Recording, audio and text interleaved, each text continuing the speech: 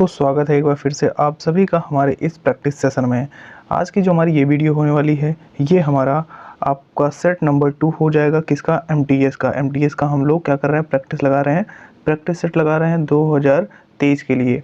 आपको पता है सभी को कि आपका अप्रैल में हो सकता है कि आपका स्टार्ट हो जाए एमटीएस का एग्ज़ाम, या अप्रैल लास्ट ले हो सकता है, या मई के स्टार्टिंग में ये शुरू हो सकता है। तो अब शुरू जब होने वाले हैं तो उसके लिए हमें तैयारी भी करनी चाहिए। एमटीएस की आपको पता है कि 75 नंबर के जो आएगा आपका जीके जीएस आएगा, और 75 नंबर जो है इंग्लिश आएगा, जो कि दोनों बहुत इंपॉर्टेंट है, और मैथ रीजनिंग आपका क्वालिफाइंग है। तो हमें इसको कंप्लीट करने के लिए प्रैक्टिस बहुत ज़रूरी है। हम लोगों ने बहुत कुछ पढ़ा है, लेकिन बस प्रैक्टिस की ज़रूरत है। तो प्रैक्टिस इसमें लगाते हैं। कंप्लीट आप वीडियो लास्ट तक देखिएगा। इसमें लगभग 20-25 क्वेश्चन है जो प्रीवियस ईयर पूछे गए हैं और उसी के आधार पर बने हुए हैं। बहुत बेहतरीन है, इसमें हम लोग बहुत डिटेल समझने वाले हैं। तो चलिए शुरू करते हैं, ज़्यादा समय ना वेस्ट करते हुए हमारा पहला क्वेश्चन ये से लगाते हैं। हम लोग एमटीएस का लगाने वाले हैं। आप देख सकते हो दूसरा सेट है, पहला सेट की वीडियो आप जाके देख सकते हो। अपलोड पूरा किया हुआ है, एक प्लेलिस्ट बनी हुई है एमटीएस प्रैक्टिस सेट नाम के, उसमें जाके आप सारी वीडियो देख सकते हो। तो हमारा यहाँ पर पहला क्वेश्चन क्या कहता है, देखिएगा कि प्राचीन सिंधु घाटी सभ्यता का एक प्रमुख शहर लोथल, ठीक है, नाम याद रखना, लोथल निम्नलिखित में से किस राज्य में स्थित है? ठीक है, ऑप्शन गुजरात, हिमाचल प्रदेश, राजस्थान, पंजाब। इसमें से आपका राइट आंसर क्या होगा आपको कमेंट बॉक्स में बताना है। तो इसका राइट आंसर आपका हो जाएगा, वो हो जाएगा आपका गुजरात। अब गुजरात ही क्यों ऐसा होगा? क्योंकि गुजरात ही एक ऐसा राज्य है जो कि सिंधु घाटी जो सभ्यता थी, ही इंडस वैली जो सिविलाइजेशन थी, इसमें क्या हुआ था, ये आपका सिंधु घाटी सभ्यता यानी कि जो लोथल है आपका, लोथल एक गोदीवाड़ा जिसे हम क्या कहते हैं, बंदरगाह। तो बंदरगाह ये एक तरह का बंदरगाह था आपका लोथल में। ये कहाँ पड़ता है? आपका जो सौराष्ट्र है, सौराष्ट्र, वहाँ सौराष्ट्र में नदियाँ जो बहती हैं, वो नदियाँ कौन कौन सी हैं आपकी? एक साबरमती ऐसे बहती हुई है, और दूसरी आपकी जो भोगवा नदी है, ठीक है, साबरमती और उसकी सहायक, ये दोनों नदियाँ क्या है? साबरमती, और साबरमती की मतलब ये ट्रिब्यूटरी है कौन?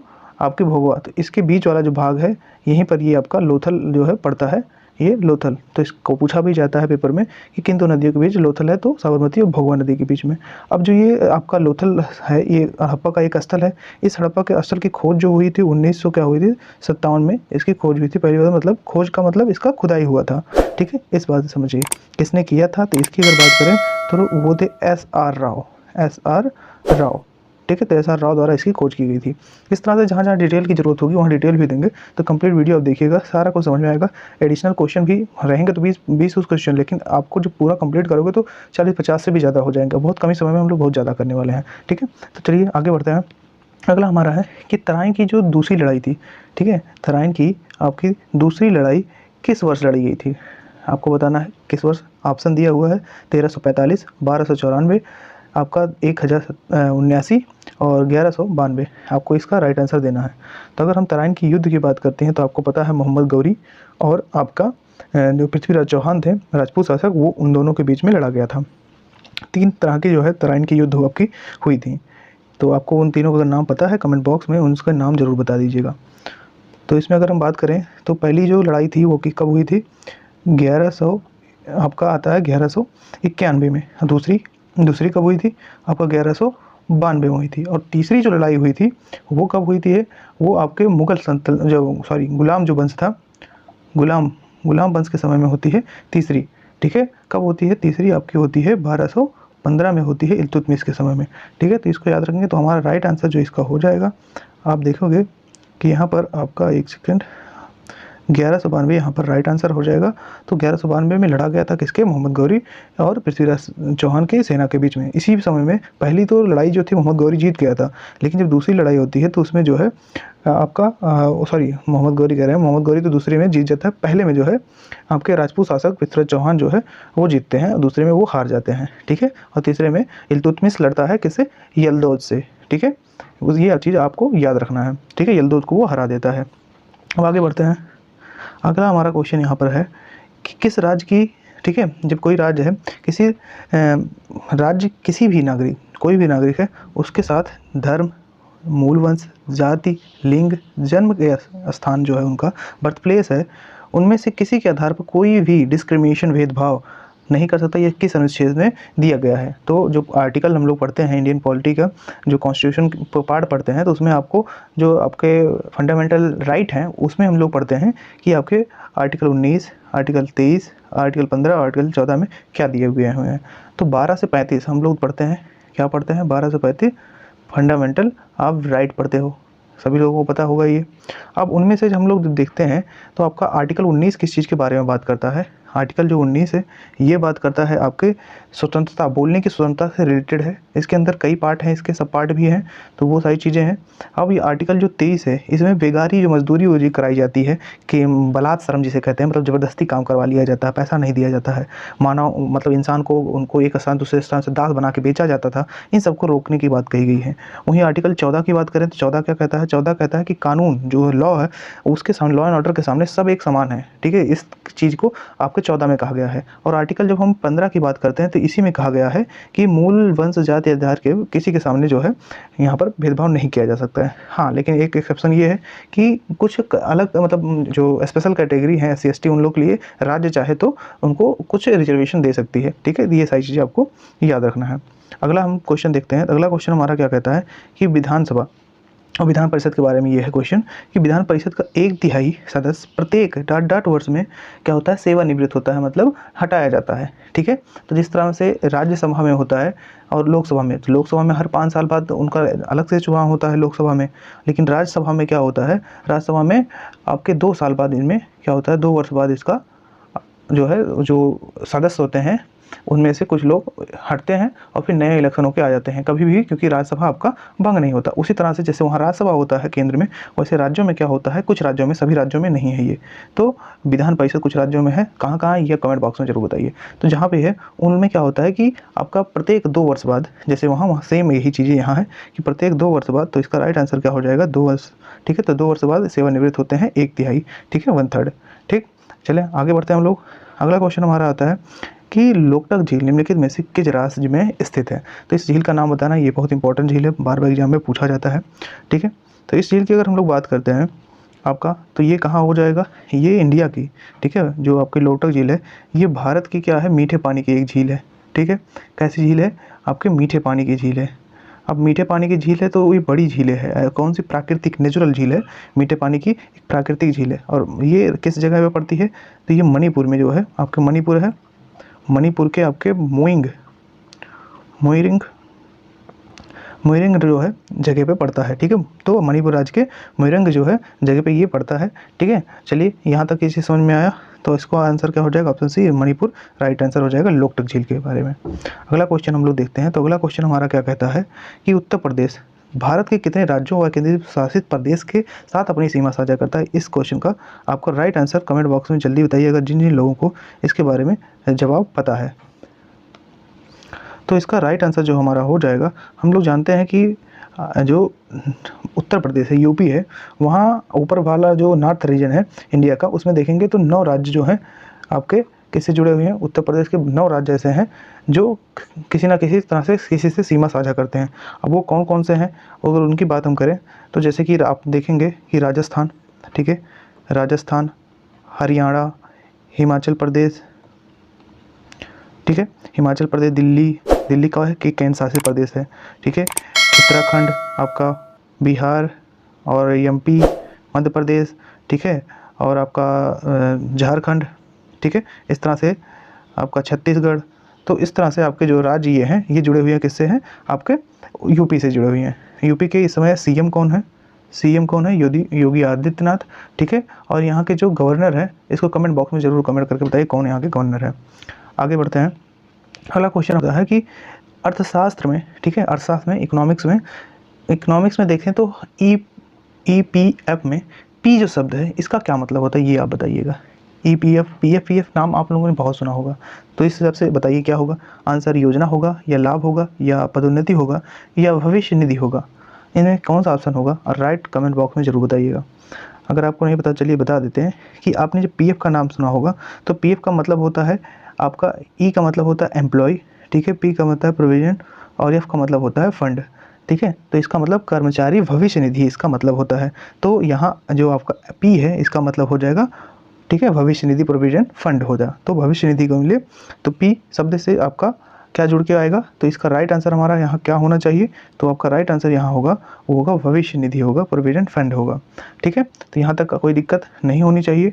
चलते हैं अगले क्वेश्चन की तरफ। अगला क्वेश्चन क्या कहता है, यहाँ देखेंगे तो राज्य की आय को, ठीक है, राज्य की आय, ऐसी राज्य की जो आय इनकम जो लोगों द्वारा बिना कानूनी उत्तराधिकारी जो होता है, कानूनी उत्तराधिकारी की छोड़ दी गई है। ठीक है, मतलब ऐसी कोई प्रॉपर्टी है जिसका कोई उत्तराधिकारी नहीं है कानून के लिए, मतलब उसे बिना कानूनी कार्रवाई के उसे छोड़ दिया गया है, तो उस पर उत्पन्न जो होती है संपत्ति मिलती है उसको हम क्या कहते हैं, ठीक है, राजगामित्व कहते हैं या पारदेश कहते हैं, ठीक है, या जो है प्रादेश कहते हैं या डे नोवो कहते हैं या आपराधिक कार्य कहते हैं। इनमें से क्या राइट आंसर होगा आपको बताना है। जिसका भी जो राइट आंसर पता है आपको जरूर कमेंट बॉक्स में बताइए।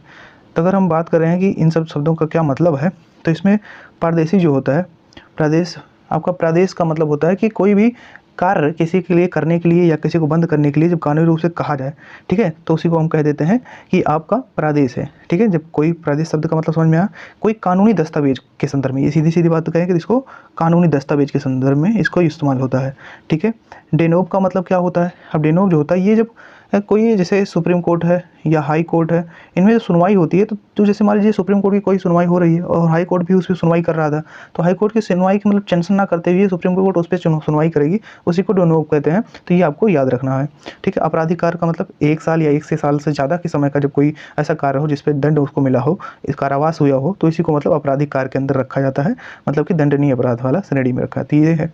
और हमारा जो राजगामित्व है, राजगामित्व का मतलब कि ऐसी प्रॉपर्टी कि जो बिना किसी उत्तराधिकारी, कानूनी उत्तराधिकारी की छोड़ी गई है, उस पर जो मिल रहा है आपका उत्पन्न हो रहा है इनकम, वो क्या होता है, राजगामित्व कहलाता है। ठीक है, ये चीज़ समझ में आई। आगे बढ़ते हैं हम लोग। अगला हमारा क्वेश्चन है कि निम्नलिखित में से कौन, ठीक है, ध्वनि तरंगों की एक विशेषता नहीं है। आप लोगों को पता होगा, जब साइंस आप लोगों ने पढ़ा है, हाई स्कूल वैसे भी ये सारी क्वेश्चन बन रहे हैं, तो ज़्यादा परेशान होने की जरूरत नहीं है। तो 5 तरह की ध्वनि तरंगे जो होती हैं आपके, उनकी विशेषताएं 5 तरह की मेनली आपको देखने को मिलता है जब भी आप कहीं देखते हैं। कौन कौन सी तरह चीज़ें होती हैं, एक तो आपका तरंग दैर्ध्य होता है, ठीक है, दूसरा आयाम होता है, और आपका होता है नेक्स्ट समय अवधि। ठीक है, क्या होता है, समय अवधि होता है। इसके बाद हमारा जो है तीसरा आपका क्या हो जाता है, आवृत्त हो जाता है, आवृत्त हो जाता है। ठीक है, और अब इसका वेग हो जाता है, वेग या जिसे हम गति भी कह देते हैं, तो ये दोनों भी एक ही चीज़ें हैं, वेग या गति।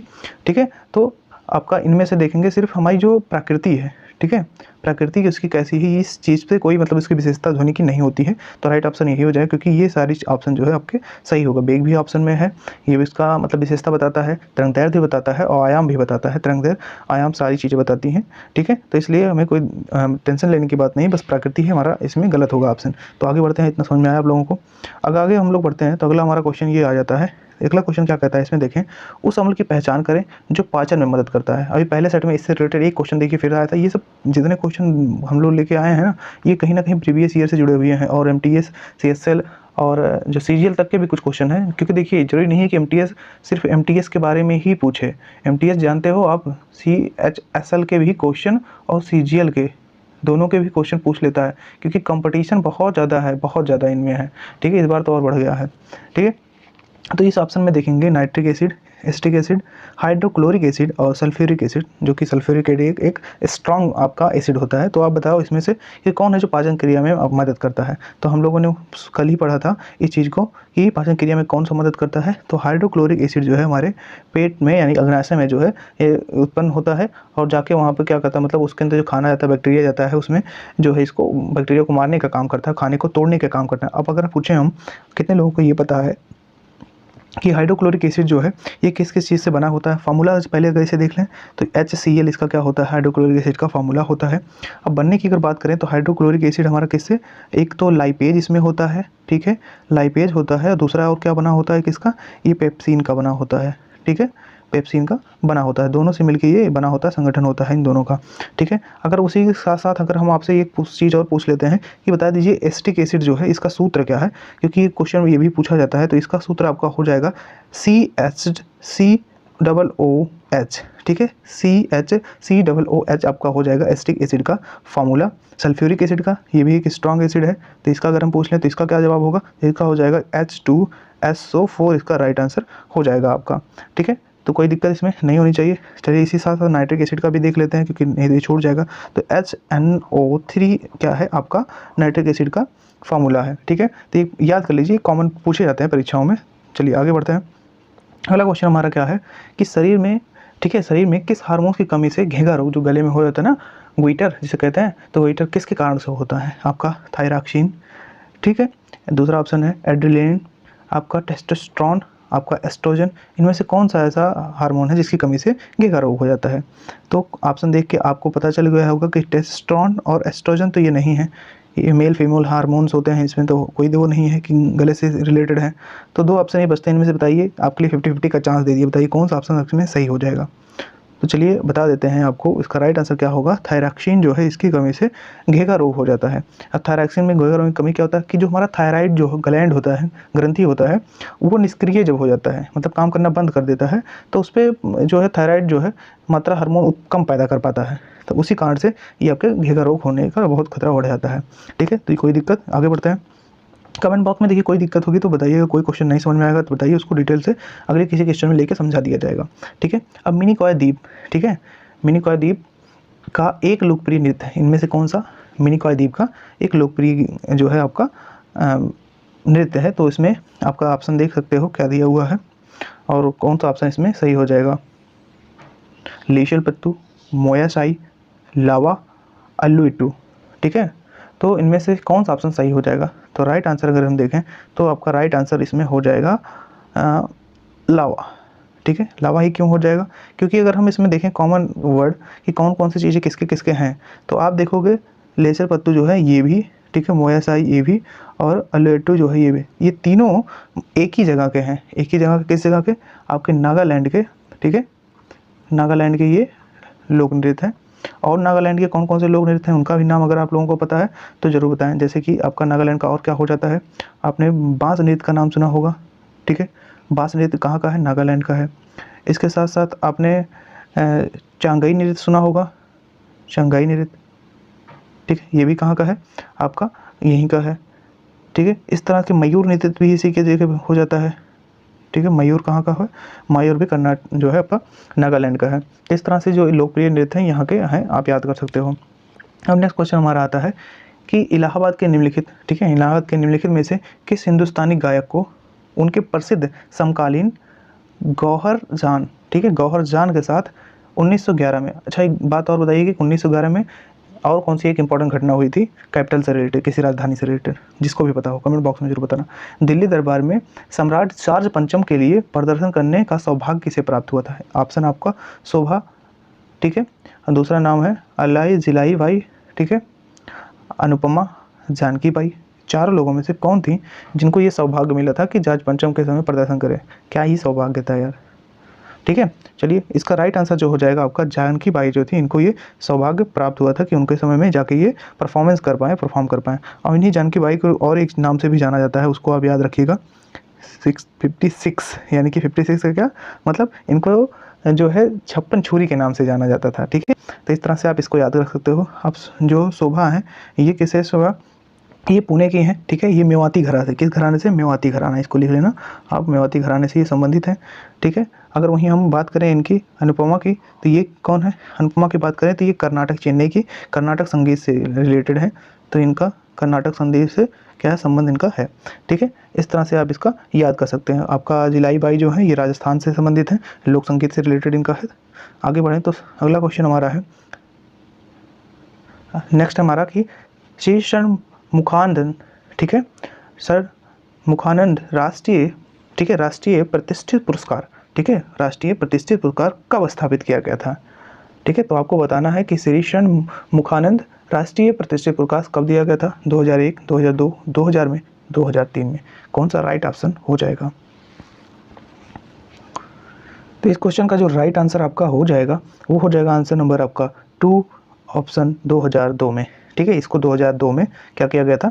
स्थापित किया गया था, इसको आप याद रखना है। अब 2002 के साथ साथ एक चीज़ और आप याद रखना कि 2018 में तबला वादक जो हमारे फेमस हैं जाकिर हुसैन, ठीक है, जाकिर हुसैन साहब को क्या हुआ था, इसको सम्मानित किया गया था इससे, ठीक है। सबसे पहले कब किया गया था? 2000 में। किसको किया गया था ये याद रखने के लिए आप क्या करोगे, उनका नाम नोट करो कि श्री निवासियर, ठीक है, निवासियर, श्रीनिवासियर को कब दिया गया था? 2002 में, ठीक है। ये किससे संबंधित थे? तो ये कर्नाटक, ठीक है, कर्नाटक गायन से रिलेटेड थे, ठीक है, कर्नाटक गायन से रिलेटेड थे, ये आपको याद रखना है। अगले क्वेश्चन की तरफ बढ़ते हैं। तो अगला क्वेश्चन हमारा है कि माधव, ठीक है, आपका माधवपुर मेला निम्नलिखित में से किस राज्य में लगता है? गुजरात, मध्य प्रदेश, उत्तर प्रदेश, बिहार। इनमें से राइट आंसर आपका क्या होगा? माधवपुर नाम से ही पता चल रहा है माधवपुर के कहाँ से है, तो गुजरात से। इसको याद कर लेना आप लोग सीधा, बस गुजरात राज्य से है। गुजरात के कहाँ पे? पोरबंदर जिले। पोरबंदर जिले से कौन रिलेटेड है? हमारे जो महान जो माने जाते हैं, नाम नहीं बताएंगे, कौन है जो गुजरात से रिलेटेड है? गुजरात के पोरबंदर जिले से, ठीक है। ये आपको बताना कमेंट में, आगे बात करते हैं फिर, ठीक। आपका पांडवानी, पांडवानी नृत्य भी होता है, लेकिन यहाँ पर हम पूछा किस चीज़ के बारे में? पांडवानी डाट डाट की सबसे पहले लोक कथा है, लोक कथा है। अब वहाँ नृत्य की बात नहीं की गई। वैसे पांडवानी नृत्य कहाँ है ये भी हमने पढ़ा दिया। पांडवानी कहाँ की है? घूमर कहाँ की है? ये भी। झूमर कहाँ की है? झूमर, घूमर और आपका पड़वानी, ये सब कहाँ के हैं? आपके छत्तीसगढ़ के हैं। तो छत्तीसगढ़ का यहाँ भी राइट आंसर हो जाएगा आपका कि ये पड़वानी जो लोक कथा है कहाँ का? छत्तीसगढ़ का है। अब छत्तीसगढ़ के और कोई लोक कथा है अगर किसी को पता है कमेंट बनाए, नहीं पता तो हम बता देते हैं। आपने सुना होगा कि ढोला, ठीक है, ढोला जो आपका लोक कथा है। इसके बाद आपका थाग, थाग और बिग, थाग और बिग आपका क्या है? लोक कथा है। इसके साथ आपका इसमें लोमड़ी, लोमड़ी और महादेव, महादेव आपकी एक लोक कथा है जो कि इम्पोर्टेंट है, आपको याद रखना है, ठीक है। चलिए, मारू भी यहाँ का एक इम्पोर्टेंट है, मारू, ठीक है। तो इस तरह से आपका ये इंपॉर्टेंट लोक कथाएँ हो जाती हैं। आगे बात करते हैं, अगला क्वेश्चन हमारा है आपका बागुरुम्बा, ठीक है। असम में बोडो समुदाय है, ठीक है, बोडो समुदाय का एक नृत्य है, क्या है? खेल है, पेंटिंग है, क्या है? इसमें से बताना है। स्थानीय खेल है, लोक नृत्य है, पेंटिंग है, ठीक है, ये या जुलूस औपचारिक तरीके से। तो क्या है इसको? राइट आंसर आप कमेंट में दीजिए अगर किसी को पता है। नहीं पता तो हम लोग चलिए बात कर लेते हैं। इसका राइट आंसर आपका हो जाएगा कि ये एक प्रकार का आपका लोक नृत्य है, ठीक है। क्या है? लोक नृत्य है। कौन सा? बागुरुम्बा, असम में, ठीक है, असम का लोक नृत्य है। तो असम की लोक नृत्य और हम देख लेते हैं। असम में हमने जो असम की जो वीडियो देखी थी उसमें याद किया था लोक नृत्य में, उसमें हमने आपको बिहू बताया था, ठीक है। तो आपको बताया था ना कि बिहू जो है आपका कहाँ का है? असम का है। बिहू और आपका जो है बागुरुम्बा, ये भी आप लोगों ने नोट कर लिया होगा, ठीक है। आपका भोरताल, ठीक है, ये भी कहाँ से रिलेटेड है? आपका असम से रिलेटेड है। इस तरह से इसको आप याद करें। कली गोपाल जैसे है, ठीक है, कली गोपाल, ये भी आपका याद कर लेना आप लोग, कहाँ से रिलेटेड है? असम से रिलेटेड है। इस तरह से कई चीज़ें हैं। असम की जो शास्त्रीय नृत्य उसके बारे में बताओ अगर किसी को पता है। सत्रिया याद कर लेना, 2000 कब में? 2000 में इसको ले आया गया था सत्रिया को, ठीक है। चलिए आगे बढ़ते हैं। तो अगला क्वेश्चन हमारा है कि हॉकी मैदान का आयाम, मतलब हॉकी मैदान की क्या डायमीटर डिस्टेंस या जो भी है इसका एरिया कितना है, उसको आयाम बताना सीधे कितना है। तो वो आपको ऑप्शन में दिया हुआ है, पहला, दूसरा, तीसरा, चौथा। इनमें से कौन सा ऑप्शन है राइट बताइए। ज़्यादातर लोगों को ये डिफिकल्ट लगेगा, नहीं पता, क्योंकि बहुत एक हार्ड क्वेश्चन बन जाता है।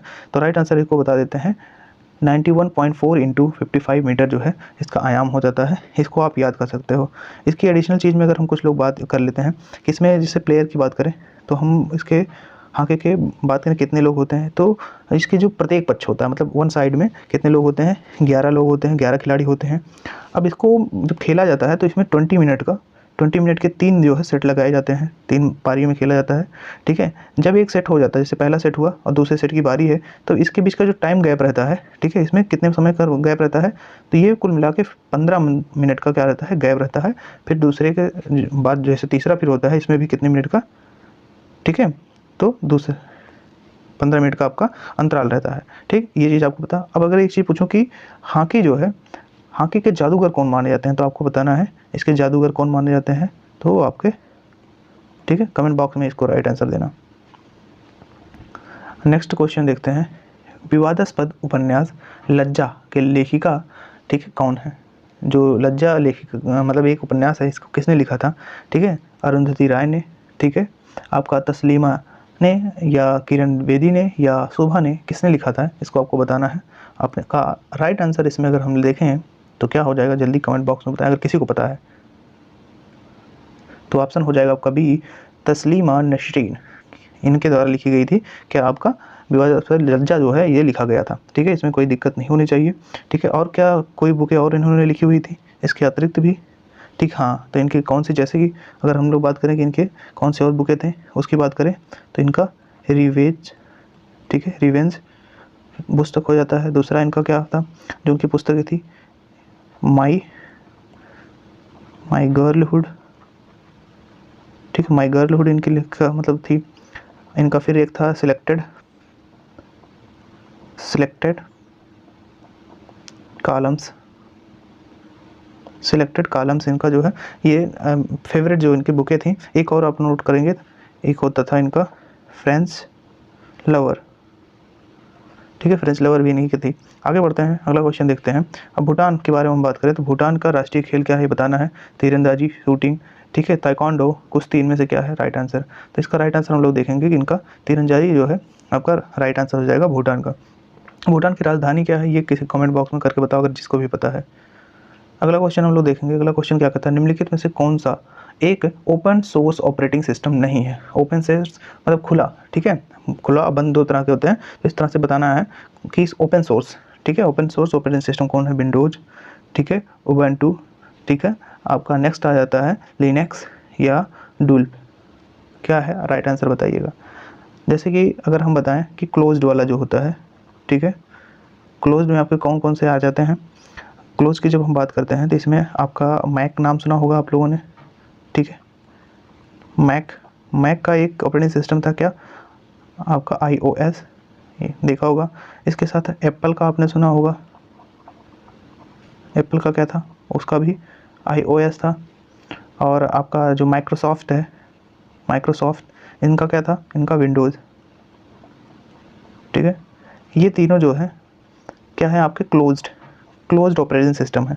तो इसमें से आपको देखोगे तो इसमें से कोई भी नहीं है, यही है आपका विंडोज़ जो दिख रहा है आपको, माइक्रोसॉफ्ट कंपनी की विंडोज़ है जो ऑपरेटिंग सिस्टम कैसी है, ओपन नहीं, क्लोज्ड है, ठीक है। तो राइट आंसर आपका हो जाएगा यहाँ पर क्या, आप यहाँ राइट आंसर लगाओगे विंडोज़ आंसर, ठीक। आगे बढ़ते हैं। अगला क्वेश्चन हमारा आता है, यहाँ देख सकते हैं आप लोग क्या लिखा है, विधान चंद्र राय पुरस्कार किस विषय में दिया जाता है। कानून, वास्तुकला, खेल, दवा या चिकित्सा, दोनों एक ही चीज़ें हैं, वो परेशान होने की दिक्कत नहीं है कि मतलब अगर, क्योंकि जिन लोगों को अगर लगे कि मतलब चिकित्सा दवा लग रहा है तो ऐसा कुछ नहीं है। इसका राइट आंसर भी यही हो जाएगा आपका, दवा से रिलेटेड यानी कि चिकित्सा से रिलेटेड है। चिकित्सा क्षेत्र में क्या दिया जाता है, विधान चंद्र राय पुरस्कार दिया जाता है, ठीक है। इसके एडिशनल कुछ चीज़ें अगर लिखना चाहें आप लोग तो लिख सकते हैं कि पहला ये कब से दिया जाने लगा है। देने की अगर बात करें तो ये 1962 से दिया जाने लगा है, स्थापित मतलब किया गया था। अब कानून के यहाँ देख सकते हैं, कानून के लिए कौन सा पुरस्कार दिया जाता है कानून के क्षेत्र में, तो वो होता है आपका कानूनी युग पुरस्कार, ठीक है, कानूनी युग पुरस्कार दिया जाता है कानून क्षेत्र में। अब आपका वास्तुकला के क्षेत्र में मतलब आर्किटेक्चर के क्षेत्र में क्या जाता है आपका प्रित्जर पुरस्कार, ठीक है। आपका खेल के क्षेत्र में कई पुरस्कार दिए जाते हैं, जैसे कि उनमें कौन सा आपने नाम सुना होगा, अर्जुन, ठीक है, अर्जुन, आपका अर्जुन पुरस्कार हो गया। नेक्स्ट आता है आपका यहाँ पर द्रोणाचार्य, आपने सुना होगा, द्रोणाचार्य किसको दिया जाता है कमेंट बॉक्स में बताएं जरा, कोच को दिया जाता है ना, कितने लोग को पता है। ध्यानचंद, मेजर ध्यानचंद के नाम पे जो है मेजर ध्यानचंद पुरस्कार दिया जाता है। तो ये सारे किससे रिलेटेड है, आपके खेल से है, इसको याद रख सकते हो। तो आज की हमारी जो वीडियो है यही समाप्त होती है। हमारा MTS का प्रैक्टिस सेट आज जो भी लगा है, जितने लोगों को कितना क्वेश्चन किसका सही था वो कमेंट बॉक्स में जरूर बताएं, और वीडियो को लाइक शेयर जरूर कर दीजिए, क्योंकि लाइक करने से आपको क्या मोटिवेशन जरूर मिलता है, हमको वीडियो बनाने का मन करता है, आप लोगों को पढ़ाने का मन करता है, ठीक है। तो मिलते हैं अगली वीडियो में, तब तक ले जय हिंद, जय भारत।